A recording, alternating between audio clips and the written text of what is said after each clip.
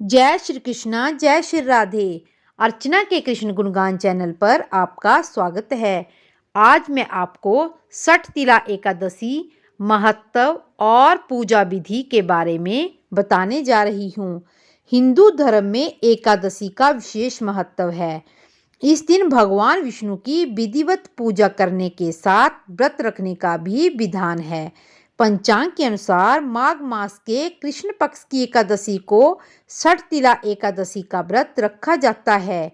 मान्यता है कि इस दिन व्रत रखने से शुभ फलों की प्राप्ति होती है और जीवन में आने वाली हर समस्या, दुर्भाग्य, दरिद्रता आदि से छुटकारा भी मिल जाता है। इस बार सठ तिला एकादशी 18 जनवरी 2023 को मनाई जाएगी। जानिए एकादशी का शुभ मुहूर्त और व्रत की विधि। पंचांग के अनुसार माघ मास के कृष्ण पक्ष की एकादशी तिथि 17 जनवरी 2023 मंगलवार को शाम 6:05 पर आरंभ हो जाएगी और 18 जनवरी 2023 बुधवार को शाम 4:03 पर समाप्त होगी। उदय तिथि के अनुसार 18 जनवरी को ही सठ तिला एकादशी का व्रत रखा जाएगा। सठ तिला एकादशी का पारण 19 जनवरी 2023 को सूर्य उदय के बाद किया जाएगा। इस दिन वृद्धि योग भी बन रहा है, जो कि 18 जनवरी को सुबह 5:58 से 19 जनवरी तक को सुबह 2:47 तक है। इसी के साथ उस दिन अमृत सिद्धि योग भी बन रहा है, जो 18 जनवरी को सुबह 7:02 से 18 जनवरी को शाम 5:22 तक है।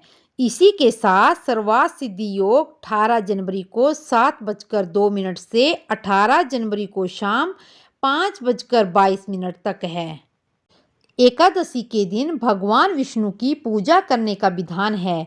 माघ मास में पड़ने वाली इस एकादशी का विशेष महत्व है।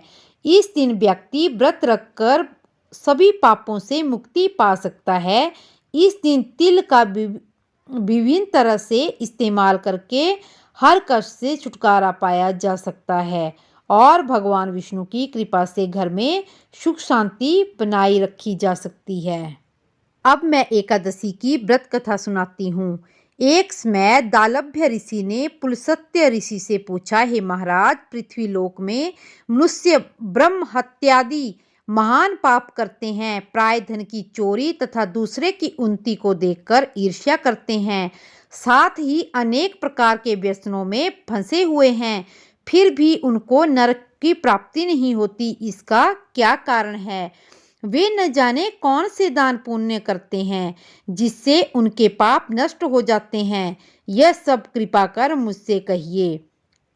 मुनि कहने लगे कि हे महाभाग, आपने मुझसे अत्यंत गंभीर प्रश्न पूछा है। इससे संसार के जीवों का अत्यंत भला होगा और इस भेद को ब्रह्मा, विष्णु, रुद्र तथा इंद्र आदि भी नहीं जानते हैं, परंतु मैं आपको यह गुप्त तत्व अवश्य बताऊंगा।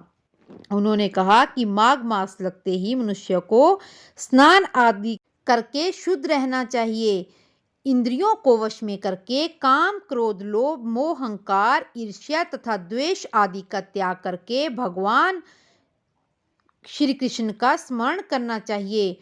पुष्य नक्षत्र में गोबर, कपास, तिल मिलाकर उनके कंडे बनाने चाहिए और उन कंडों से 108 बार हवन करना चाहिए।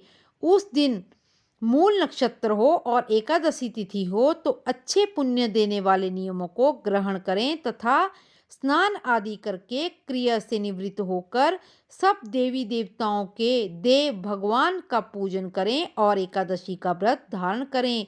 रात्रि को जागरण करें।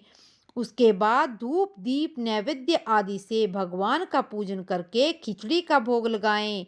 तत्पश्चात पेठा, नारियल, सीताफल या सुपारी का अर्घ देकर स्तुति करें।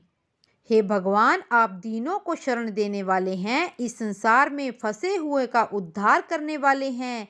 हे पुंडरीकाक्ष, हे भगवान, हे पूर्वज, हे जगतपते, आप लक्ष्मी जी सहित इस तुच्छ अर्घ को ग्रहण करें। इसके पश्चात जल से भरा हुआ कुंभ ब्राह्मण को दान करें तथा ब्राह्मण को श्यामा गौ और तिल का पात्र भी देना उत्तम है।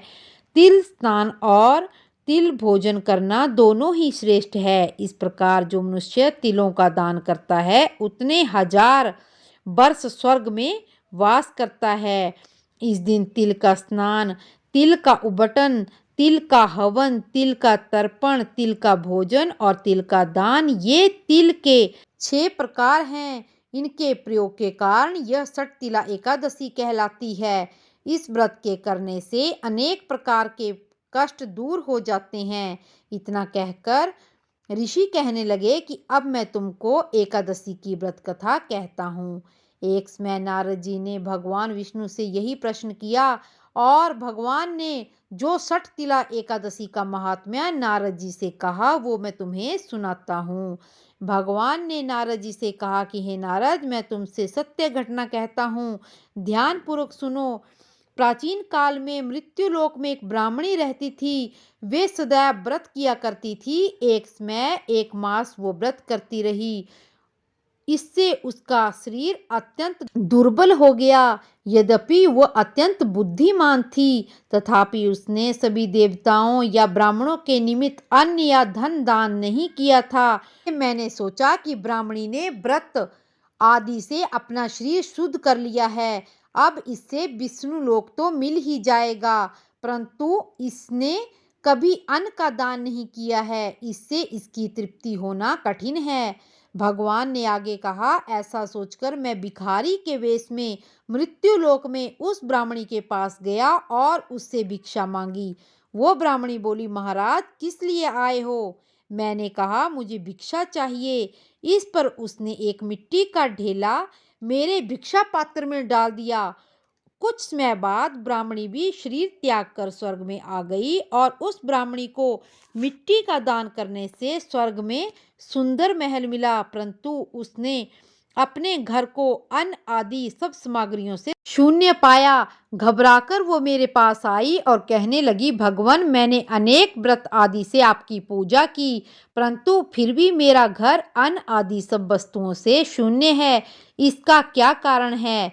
इस पर मैंने कहा कि पहले तुम अपने घर जाओ, देव स्त्रियां आएंगी तुम्हें देखने के लिए। पहले उनसे षट तिला एकादशी का पुण्य और विधि सुन लो, तब द्वार खोलना। मेरे ऐसे वचन सुनकर वो अपने घर गई। जब देव स्त्रियां आई और द्वार खोलने को कहा तो ब्राह्मणी बोली, आप मुझे देखने आई हैं तो षट तिला एकादशी का महात्म्य मुझसे कहो।